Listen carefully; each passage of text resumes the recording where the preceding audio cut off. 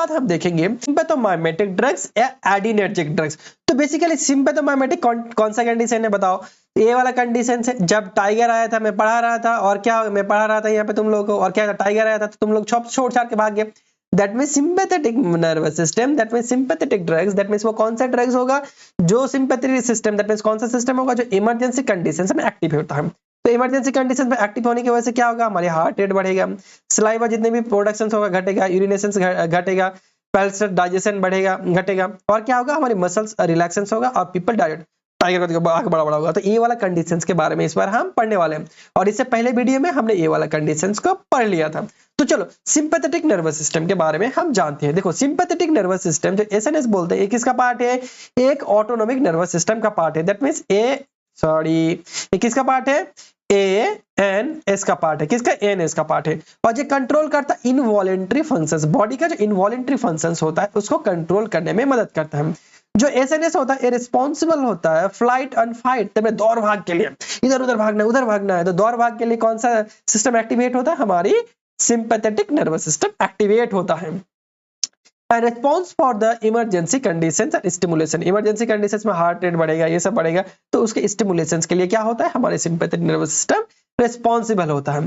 जो main neurotransmitter होता है वो क्या होता है इसका? हमारी नॉर एड्रेनलिन, नॉर एपिनेफ्रिन, या ऐसे हम बोलते हैं नॉर एड्रेनलिन, दोनों नाम एक ही नाम है, ठीक है। नॉर एड्रेनलिन बोल सकते हैं और नॉर एड्रेनलिन को हम क्या बोलते हैं? नॉर एपिनेफ्रिन भी बोलते हैं, ठीक है, तो एक ही है। तो चलो उसके बाद हम देखते हैं इसका क्या देखेंगे, इसका रिसेप्टर। जैसे जिस तरह से हमने क्या देखा था कोलिनेर्जिक रिसेप्टर, या हमने देखा था सिंपैथोमाइमेटिक पैरासिम्पैथिक रिसेप्टर, उसी तरह से हम एडिनर्जिक रिसेप्टर के बारे में देखेंगे, और क्या देखेंगे उसका कौन सा रिसेप्टर है, कहां कहां ये प्रेजेंट होता है। तो जो एडिनर्जिक रिसेप्टर होता है बेसिकली दो टाइप का होता है, एक तो आता है हमारा अल्फा रिसेप्टर, दूसरा आता है बीटा रिसेप्टर। तो जो अल्फा रिसेप्टर होता है ये भी बेसिकली दो टाइप का होता है, एक तो अल्फा 1 और एक दूसरा होता है अल्फा 2। जो अल्फा 1 होता है वो कहां प्रेजेंट होता है? ब्लड वेसल्स, आई और ब्लैडर में प्रेजेंट होता है। जो अल्फा 2 होता है वो हमारे प्री साइनेप्टिक, याद रखना बहुत इंपॉर्टेंट है, प्री साइनेप्टिक। और जब भी कोई रिसेप्टर प्री साइनेप्टिक में प्रेजेंट होगा वो क्या करेगा? इनहिबिटरी एक्शन शो करेगा। क्या करेगा? इनहिबिटरी एक्शन शो करेगा। उसके बाद बीटा रिसेप्टर बेसिकली तीन टाइप का होता है, बीटा 1, बीटा 2 और बीटा 3। बीटा 1 प्रेजेंट होता है हार्ट में, beta 2 smooth muscle that means हो गया आई, हो गया तुम्हारा ब्लेडर, हो गया तुम्हारा, ठीक है, ब्रोंकियल्स हो गया तुम्हारा यूटेरस हो गया, ये सब में क्या प्रेजेंट होगा? हमारे स्मूथ मसल्स प्रेजेंट होगा या बीटा 2 प्रेजेंट होगा। उसका बीटा 2 मेरा एडिपोज टिश्यू, जहां पे क्या होगा? हमारी लाइपोलिसिस हो गया और फैट को मेटाबॉलिज्म करने में मदद करेगा। तो ठीक है, तो यहाँ पे हो गया हमारा रिसेप्टर। तो उसके बाद हम देखेंगे सिंथेसिस ऑफ नॉरएड्रेनालिन। इससे पहले हमने क्या देखा था? एसिटाइल कोलिन का सिंथेसिस कैसे होता है। अगर तुम वो समझ गए तो ये तो बहुत हलवा है, ये भी इजीली समझ जाओगे। तो देखो जो ये क्या होता है? हमारा न्यूरोग्लिया सेल्स होता है, जहां पे क्या जो साइनेप्टिक तीन पार्ट होता है। क्या होता है? एक तो हमारा प्री साइनेप्टिक, और दूसरा आता है हमारे साइनेप्टिक क्लेप, और तीसरा आता है हमारे पोस्ट साइनेप्टिक क्लेप। तो बेसिकली क्या होता है, किस तरह से हमारी बॉडी में नॉर एपिनेफ्रिन बनता है? देखो सबसे पहले क्या बनता है? हमारे फिनाइल एलानिन से क्या बनता है? टायरोसिन। वो कहां बनता है? हमारी लीवर में बनता है। तो फिर देखो टायरोसिन से क्या बनेगा? L dopa. तो टायरोसिन से क्या बना? हमारे एल डोपा। तो इसके लिए कौन सा एंजाइम जरूरत पड़ा? Tyrosine hydroxylase. उसके बाद डोपामिन से क्या बनेगा? डोपा डीकार्बोलक्स। देखो उसके बाद एल डोपा से क्या बनेगा? हमारी डोपामिन। एल डोपा से क्या बनेगा? डोपामिन। और डोपामिन बनाने में कौन मदद करता है? हमारा डोपा डी कार्बोक्सिलेज। उसके बाद क्या होगा? ये जो डोपामिन होगा वो कहाँ जाएगा? हमारी वेसिकल्स में जाएगा। कहाँ पे जाएगा? वेसिकल। और वेसिकल्स में क्या होगा? जो डोपामिन से क्या बनेगा? नॉन एड्रेनालिन बनेगा। डोपामिन से क्या बनेगा? Non adrenaline. और कौन बनाएगा? डोपामिन बीटा का डी कार्बोक्सिलेज। कौन बनाएगा? Dopamine beta D carboxylase. फिर क्या होगा? यहाँ पे है, फिर उसका जरूरत जब पड़ेगा तब क्या होगा? रिलीज होगा। रिलीज होने के बाद क्या आ जाएगा? कहाँ पे आएगा? हमारी साइनेप्टिक क्लेप में आएगा। फिर साइनेप्टिक क्लेप में क्या होगा? ये साइनेप्टिक क्लेप से क्या गया? कहां पे जाएगा? ये पोस्ट साइनेप्टिक क्लेप में जाएगा। फिर पोस्ट साइनेप्टिक में क्या प्रेजेंट होता है? रिसेप्टर प्रेजेंट होता है। कौन सा रिसेप्टर? अल्फा और बीटा रिसेप्टर। फिर यहाँ पे जाएगा, फिर बाइंड होगा। बाइंड होने के बाद वजह से क्या होगा? हमारी ये दोनों मिलकर क्या बनेगा? बाइंड होगा। फिर बाइंड होने के बाद अपना फार्माकोलॉजिकल एक्शन शो करेगा, जिसकी वजह से क्या होता है? हमारी हार्ट रेट बढ़ जाता है और जितने भी सारे प्रोडक्शंस होता है वो घट जाता है। और कब होता है? Emergency condition. और ये किसकी वजह से होता है? हमारी नॉर एड्रेनालिन की वजह से होता है। तो यहाँ पे समझ गए किस तरह से ये काम करता है। उसके बाद क्या होता है? ये काम खत्म हो गया। काम खत्म होने के बाद से क्या होगा? जो मो एंजाइम होता है और कॉम्ट होता है और मो दो एंजाइम होता है, वो क्या करता है? इसको मेटाबोलाइज करने में मदद करता है, ठीक है। और क्या होता है इसका जब कुछ पोर्शंस यहाँ पे क्या होता है, कुछ पोर्शंस यहाँ पे भी क्या हो जाता है, हमारे वेसिकल्स में भी क्या हो जाता है, ये रिस्टोर हो जाता है। तो क्या होगा, इस तरह से पूरी प्रोसेस चलता रहता है। क्या होता है, हमारी पूरी बॉडी में बनता है, बनने के बाद क्या किस तरह से मेटाबॉलिज्म होता है और किस तरह से क्या होता है, ये वेसिकल में स्टोर होता है। तो चलो उसके बाद हम देखेंगे एडिनर्जिक ड्रग्स के बारे में। तो एडिनर्जिक जो ड्रग्स होता है बेसिकली 3 टाइप का होता है। एक तो आ गया हमारा डायरेक्ट एक्टिंग, दूसरा आ गया हमारा इनडायरेक्ट एक्शन, और थर्ड आता है हमारे मिक्स्ड एक्शन। जो डायरेक्ट एक्टिंग आता है उसे हम बोलते हैं कैटाकोलामिन और नॉन कैटाकोलामिन, ठीक है। तो कैटाकोलामिन, नॉन कैटाकोलामिन इस तरह याद रखो। देखो कैटाकोलामिन क्या याद रख लेंगे, याद रखना AND। तो ए से आ गया हमारा एडिनलिन, एन से आ गया हमारा नॉन एडिनलिन, और डी से आ गया डोपामिन। AND याद रखना हो जाएगा। उसके बाद non catecholamine, non catecholamine clonidine, salbutamol और एफेड्रिन।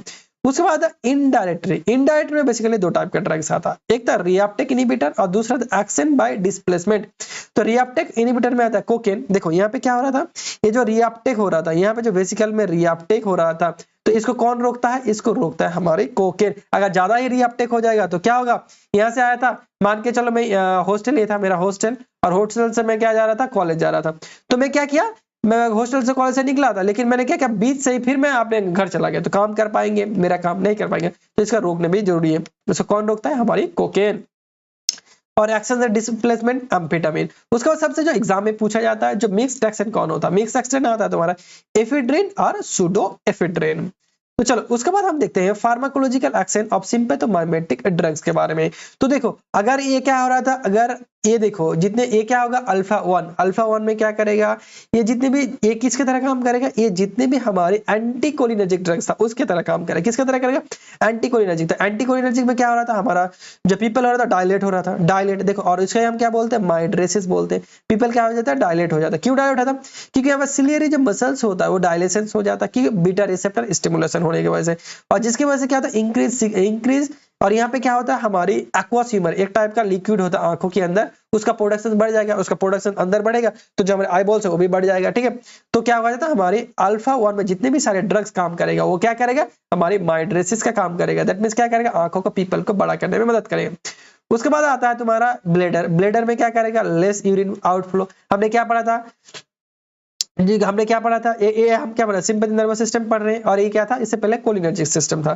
तो कोलिनर्जिक सिस्टम में क्या हो रहा था, यूरिन का सिक्रेशन बढ़ेगा, तो सिंपैथेटिक है उससे उल्टा होगा, तो क्या होगा, यहाँ पे क्या होगा, जितने भी सारे तुम्हारे यूरिन का आउटफ्लो घट जाएगा। यहाँ पे बेसिकली देखो, पहले अगर याद है तो पूरा याद हो जाएगा। अगर तुम्हें एंटीकोलिनर्जिक पता है, अगर एंटीकोलिनर्जिक सही से पढ़े हो तो वो उसी की तरह काम कर रहा है, सिंपल, उसमें कोई भी चेंजेस नहीं है, ठीक है। उसके बाद बीटा टू कहाँ प्रेजेंट होता है, प्रीसाइनेप्टिक में प्रेजेंट होता है मोस्टली, और ये क्या करेगा, इनहिबिटरी का काम करेगा।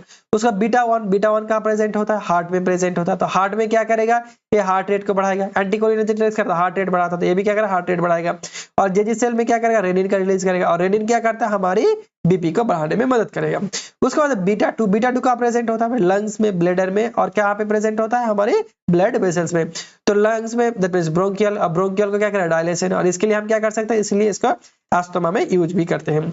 उसके बाद यूरिनेशन क्या करेगा, यहाँ पे घटेगा, और क्या होगा, हमारी जो ब्लड वेसल से आर्टरीज वो क्या करेगा, कॉन्स्ट्रिक्शन होगा, ब्लड वेसल कॉन्स्ट्रिक्शन होगा, इसीलिए क्या होगा, हमारे बीपी भी बढ़ जाता है इसमें। उसके बाद देखो एडिपोज टिश्यू लाइपोलिसिस करेगा, फैटी टिश्यू, यहाँ पे क्या करेगा, यहाँ पे क्या एनर्जी का सिंथेसिस होता है, कहाँ पे, हमारे बीटा 3 में। तो चलो उसके बाद हम देखते हैं ये जो जितने भी सारे सिंपैथेटिक ड्रग्स होता है वो कहाँ पे यूज होता है। एक तो आ गया तुम्हारा शॉक या हाइपोटेंशन, मान के चलो बहुत ज्यादा बीपी क्या हो गया, घट गया, तो क्या करेगा, ये सारे ड्रग्स क्या करेगा, सिंपैथेटिक सिस्टम ड्रग्स है, तो ये क्या करेगा, बीपी को बढ़ाएगा। तो क्या करेगा, हाइपोटेंशन हुआ था तो बीपी बढ़ जाएगा, तो हाइपोटेंशन ठीक हो जाएगा। कार्डियक अरेस्ट अस्थमा में यूज होगा, क्योंकि ये ड्रग्स क्या करेगा, हमारे जो ब्रोंकियल को डायलेशन कराएगा। नेजल डिकॉन्स्ट्रेशन जो क्या करेगा, हमारे नर्व की मसल्स को खोलने में मदद करेगा। एंजाइटी में यूज करेगा, और लोकल वेस ऑफ कॉन्स्ट्रिक्शन में भी यूज करता है। उसके बाद कहाँ पे यूज नहीं करेंगे इस ड्रग्स को, एक तो हम यूज नहीं करेंगे हाइपरटेंशन, जब क्या हो गया, बीपी बढ़ा हुआ है, इस ड्रग्स को नहीं देंगे, क्योंकि हमें पता है ये जितने भी सारे ड्रग्स होता है क्या बीपी बढ़ा देंगे, बीपी बढ़ा हुआ है फिर बीपी बढ़ाएंगे तो दिक्कत हो जाएगा, तो इस टाइम ड्रग्स हम नहीं देंगे।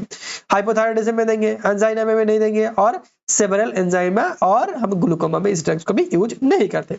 उसके बाद देते हैं एड्रेनालिन। एड्रेनालिन हमको क्या बोलते हैं, एपिनेफ्रिन। कितना देते हैं, जो एड्रेनालिन होता है बेसिकली हम किसी anaphylaxis that means allergic reaction में सबसे ज्यादा यूज करते हैं, इसलिए एनाफाइलैक्सिस एलर्जिक का जो LRG1 होता है टाइप 1 उसे हम बोलते हैं एनाफाइलेक्सिस, और एनाफाइलेक्सिस में कितना यूज करते हैं 0.3 से 0.5 mg क्या करते हैं IM इंट्रामस्कुलर यूज करते हैं।